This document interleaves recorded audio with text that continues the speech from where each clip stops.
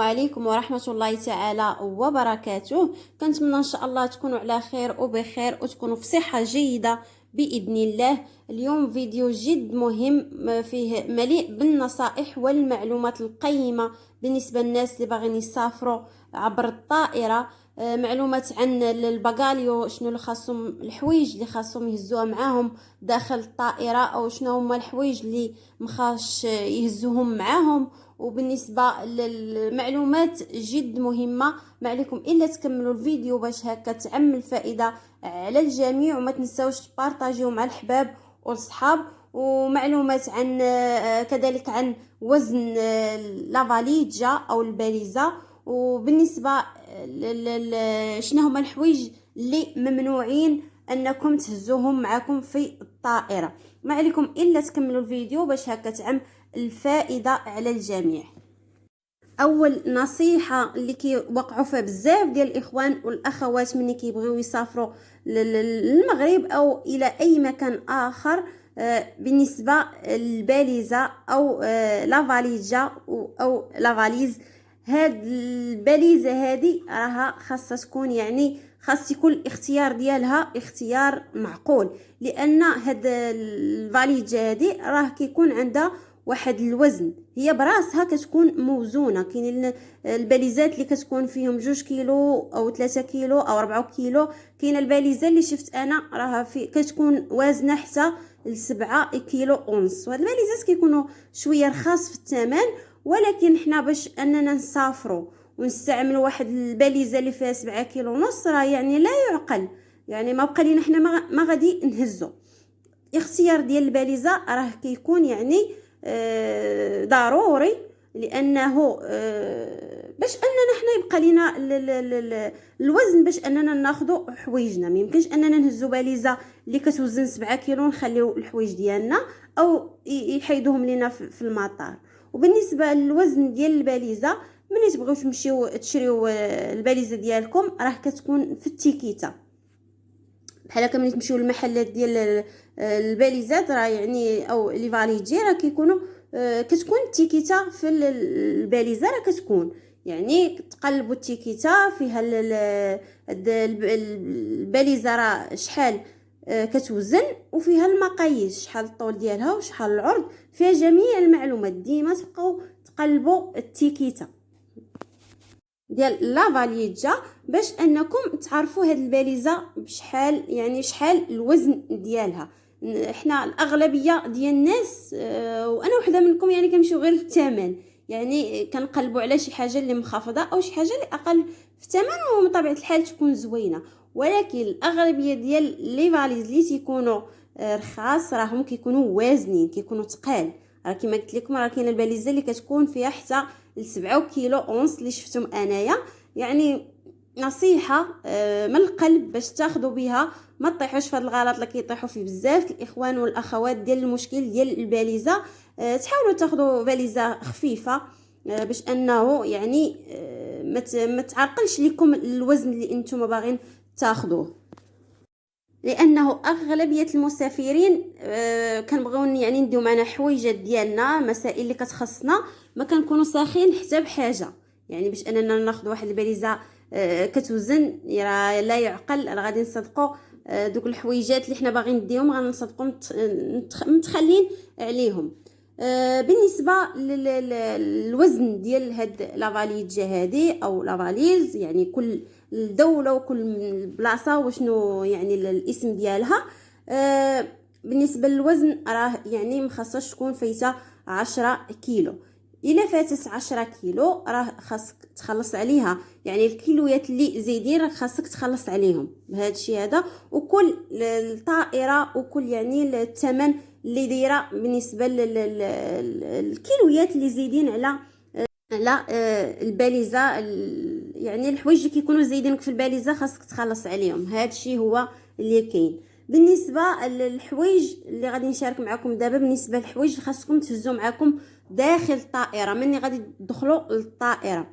اول حاجه بالنسبه للناس اللي عندهم وليدات، عندهم اطفال او رضع، هادو ممكن انك تاخذوا لهم جميع المستلزمات ديالهم اللي غادي تحتاجوها بحال الحليب او اشياء اخرى بالنسبه لديك العلب اللي كتكون فيهم الماكله او بعض لي فخوي او عصير او ماء. بالنسبه للماء ما خاصكمش تاخذوا واحد يعني واحد القرعه كما كنقولوا حنايا، قرعه اللي غتكون فيها كميه كبيره من الماء. ما ديروش هذا الغلط هذا. خذوا يعني قرعه ديال الماء يكون فيها جوج ايطرو، ماشي مشكل.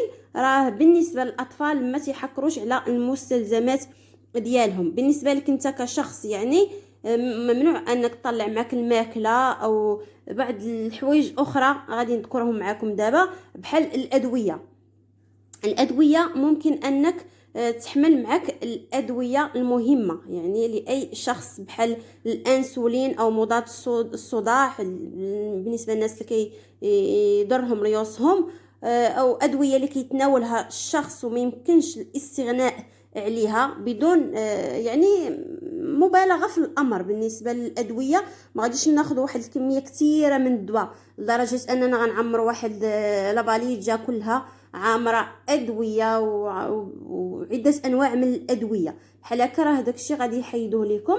خاصكم انكم تثبتوا بانكم مرض وانكم كتدقوا هاد البراء او انكم كتعانيوا من هاد المرض، الله يجيب الشفاء. ويعني هاد الادويه راه لا يمكن الاستغناء عليها. بالنسبه لواحد المساله اخرى بالنسبه للنساء، غادي بالنسبه للمستلزمات ديالكم ماكياج، برودويات او لو ديودورون، بزاف المسائل ديالنا حنا النساء، لي بارفان، الرويح، هادو خاصكم ديروهم في واحد البلاستيكه اللي كتكون يعني بحال هذه اللي كتشوفوا معايا على الشاشه، مشى ليا الاسم ديالها، اللي كتكون كتسد، بلاستيك اللي يكون شفاف كيبين. مني انكم تحطوا هاد البلاستيك في اللي تحطوه في الباليزه ديالكم، ممكن انه من الباليزه ديالكم كدوز من السكانير انهم كيلاحظوا اشنو كاين في هذيك لا فاليج. ما يمكنش ديرهم في واحد الصاك غامق او بلاستيك اللي ما كتبانش. الشكل ديال البلاستيك بالنسبه للمنتوجات ديال النساء لي بارفان كما ذكرت معكم دابا، لي ديودورون، انكم ديروهم في واحد البلاستيك شفاف باش انه في مرحله الكنترول انهم يشوفوهم. ولكن ما يمكنش انكم تطلعوا معكم هاد المسائل اللي قلت معكم في الطياره.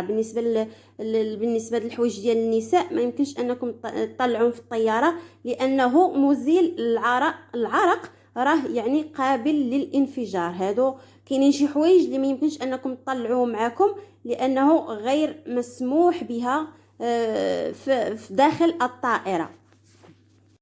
بالنسبه لبعض الاشياء اخرى بحال البريكه او الموس او مقص، هادو راه حتى هما من الممنوعات اللي انك ما خاصكش تدخلها معاك في الطائره.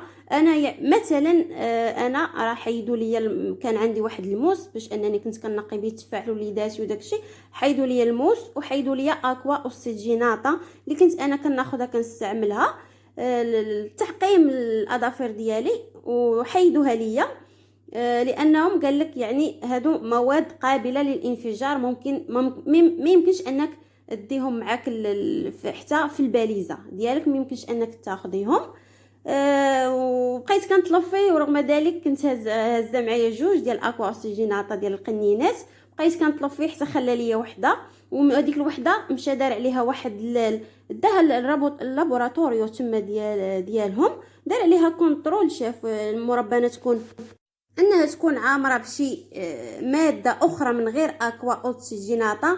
مني شافها يعني تاكد بانها يعني راها غير اكوا اوكسجيناطا، وخلى ليا وحده. يعني بقيت كنطلب فيه لان ما كنستغناش عليها، كنعقم بها الاظافر ديالي. هذا اونتر بارونتيز للتفسير.